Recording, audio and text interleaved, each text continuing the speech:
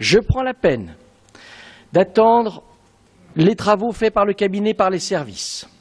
Ils rendent un rapport, dès qu'on l'a, on le met sur l'intranet. Je réunis le bureau, je fais le tour de tous les élus, je les fais voter, en tout cas se prononcer sur les choses. Il y a une unanimité du bureau sur le scénario numéro 2. Je demande ensuite au vice-président en charge du projet, Jean-Louis Lagarde, de réunir la commission compétente pour qu'on vous présente les choses de façon à ce que vous ayez tous les éléments, les mêmes que ceux que j'ai pour pouvoir avancer. Je réunis la conférence des maires avant le conseil communautaire pour donner la primeur aux maires, parce que c'est le premier magistrat de leur commune et qu'ils entraînent avec eux leurs élus sur ce projet. J'ai réuni le conseil communautaire. Je vous dis qu'il y aura un autre conseil communautaire sur le choix du site, qu'il y aura d'autres décisions qui seront prises sur les options. Donc j'essaye de faire du mieux possible pour que vous puissiez tous prendre votre décision en connaissance de cause. Mais ce soir, je ne vous demande qu'une chose. Souhaitez-vous que nous avancions sur ce dossier? Si vous me dites non, on arrête.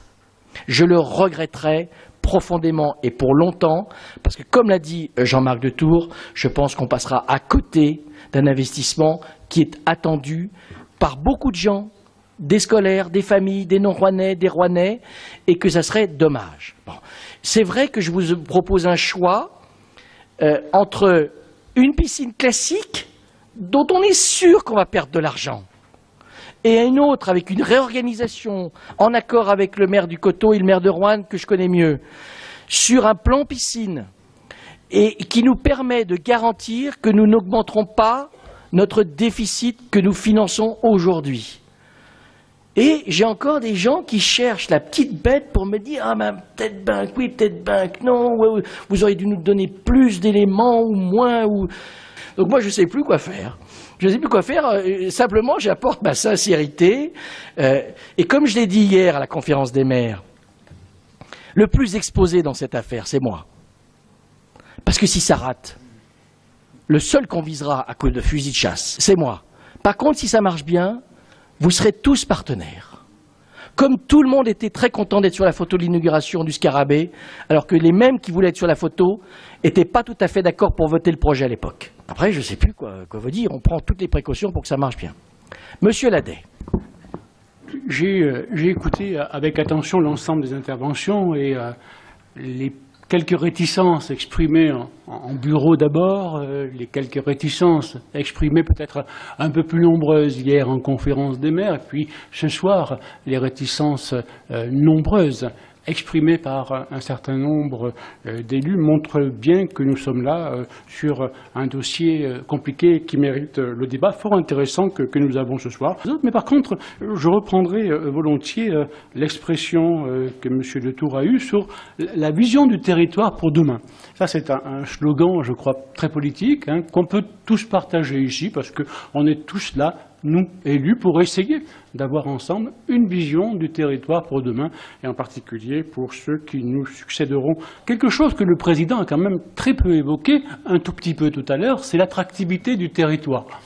C'est un vrai enjeu politique, et c'est à partir de cette attractivité du territoire que nous pourrons peut-être avoir une vraie vision du développement de ce même territoire. Et au milieu de tout ça, il y a le petit Roannais, 100 000 habitants. C'est tout petit, 100 000 habitants. On est une petite agglomération. Vous parliez de faire venir des jeunes, Jean-Marc. Oui, bien sûr, il faut faire venir des jeunes couples pour qu'ils puissent procréer chez nous et payer la retraite de nos anciens. C'est tout à fait louable comme projet. À partir de là, je me dis, mais qu'est-ce qui va attirer ces jeunes couples sur le Roannais? Et je regarde la halle Vacheresse. Le Président nous a déjà tenu ce discours, hein, quand on parlait de la halle Vacheresse, on parlait d'attractivité du territoire. Reconnaissons entre nous, chers collègues, que l'attractivité du territoire à travers la halle Vacheresse, c'est quand même pauvre. C'est quand même pauvre, on ne va pas développer un discours autour de ça, mais bon, hein, la chorale, oui, la chorale en Pro A, et puis la chorale en Pro B, et puis les difficultés que vous connaissez, et le fric que ça nous coûte. C'est pas glorieux quand même, la Vacheresse. Le Scarabée, alors le Scarabée, je suis bien content, je regarde les affiches des artistes qui viennent sur le Roannais, c'est sympa. Bon, nos concitoyens bénéficient de la venue d'artistes, de groupes musicaux, très bien, pourquoi pas. Quel a été l'impact en termes de territoire, à part quelques nuitées et quelques repas au restaurant? Vous avez vu, vous, déjà, des congrès se tenir au Scarabée, qui a une activité intéressante. Hein. La fête du Charolais, maintenant, elle se fait au Scarabée. Enfin, la fête du Charolais, elle existe depuis 30 ou 40 ans, si je ne me trompe. Donc, on n'a rien inventé, on a juste délocalisé. On s'est beaucoup servi du Scarabée pour délocaliser un ensemble d'activités qui existaient déjà depuis 10, 15, 20 ou 30 ans.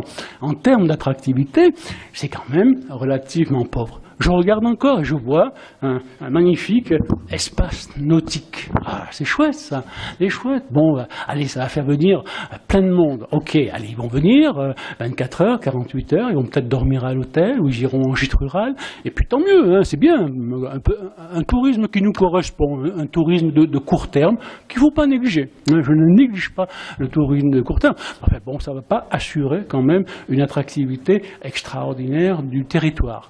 Moi, il y a quelque chose sur lequel je terminerai qui me gêne quelque part, au risque peut-être un jour de ne pas voter le budget, c'est la solidarité. Hein. Jean-Marc Detour a évoqué une très bonne question en disant 36%, 34, 35, le tiers. Le tiers de la population va avoir plus de 60 ans, bientôt. Nous allons vieillir de plus en plus. Hein, la mortalité chez l'homme, messieurs, elle approche les 80 ans. C'est une bonne nouvelle. Mesdames, c'est 86, 87, c'est une bonne nouvelle. Mais vous allez vieillir. Il n'y a plus d'EHPAD dans notre territoire. Il n'y a plus d'EHPAD. Hein. Vous savez, les structures d'accueil pour les personnes âgées, il n'y en a plus. Il n'y en a plus, c'est comme ça. Donc vous allez rester chez vous. Vous allez rester chez vous dans des conditions déplorables. Déplorables. Parce que la nuit, vous allez vous lever, vous allez vous casser la figure, vous allez vous casser le col du fémur, et vous finirez aux urgences de l'hôpital. Le centre aqualudique n'est pas une priorité politique et n'est sûrement pas un élément d'attractivité pour notre territoire. Madame Robin. Merci, Monsieur le Président. Moi, ça ne vous aura pas échappé, je suis nouvellement élue et je suis vraiment attristée d'entendre un tableau aussi négatif et aussi sombre de mon territoire. Je suis là pour le promouvoir dans la création de ce genre de centre aqualudique. Moi, je suis vraiment outrée ce soir de voir à quel point on peut dénigrer un tel projet. Je ne comprends pas. Monsieur Ladet, je dois dire ce soir que moi je suis outré. Outré de votre propos. Nous sommes en direct. Vous êtes maire d'une commune de 8000 habitants, l'un des défenseurs obligés de notre territoire, et vous venez de dresser un tableau qui ferait fuir n'importe quel investisseur. Nous avons tout entendu. C'est un pays de vieux, quasiment d'alcooliques, pourquoi pas de délinquants? Non mais enfin, dans 20 ans, vous serez tous chez vous, vous ne pourrez pas aller ailleurs, vous allez être malade. Non mais c'est clair, on va refaire l'enregistrement. Mais qu'est-ce que c'est pour vous vous avez mis combien de millions dans la mairie de Mably? Qu'est-ce que ça apporte au territoire? Qu'est-ce que ça apporte d'avoir mis près de 4 millions d'euros dans la modernisation de la mairie de Mably? Qu'est-ce que vous apportez en termes d'attractivité sur la mairie de Mably avec 4 millions d'investissements? Mais c'est ça le scandale. On essaie de se battre pour apporter des investissements, pour attirer des gens, faire plaisir aux Rouennais, qu'ils puissent, ceux qui ne veulent pas partir en vacances, avoir des espoirs de congés qui ne soient pas justement devant leur télévision. Oui, on va consacrer effectivement peut-être 30 ou 35 millions. Mais est-ce que c'est quand même pas mieux que ce que vous nous proposez comme schéma? Je suis ahuri ce soir. Est-ce que les Rouennais sont moins méritants que les habitants de Montluçon, de Vichy, de Dijon, de Nantes, du Puy-en-Velay, de Limoges, de Chartres, qui ont fait les mêmes investissements avec des mairies communistes, avec des mairies socialistes, et parce que c'est Nicolin qui est trop ambitieux, parce qu'il a un projet pharaonique, on doit être contre. Mais enfin, bon Dieu. Je vais donc mettre aux voix cette délibération et vous proposer de confirmer donc le choix effectué par le bureau communautaire avec le choix du CNIO 2 et la poursuite des études de faisabilité de programmation. Que ceux qui sont contre lèvent la main.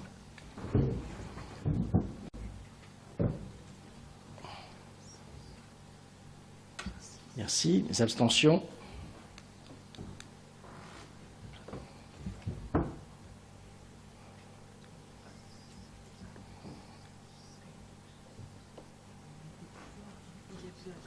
Merci. Les votes pour? Je vous remercie. Je voudrais juste une explication de vote. Mon vote pour surprend. Je crois qu'on a bien compris. Je le fais parce que je ne l'ai pas évoqué en bureau. Je le fais parce que je ne l'ai pas évoqué hier en conférence des maires. Il me paraît difficile ce soir de voter contre et de m'abstenir sur ce projet.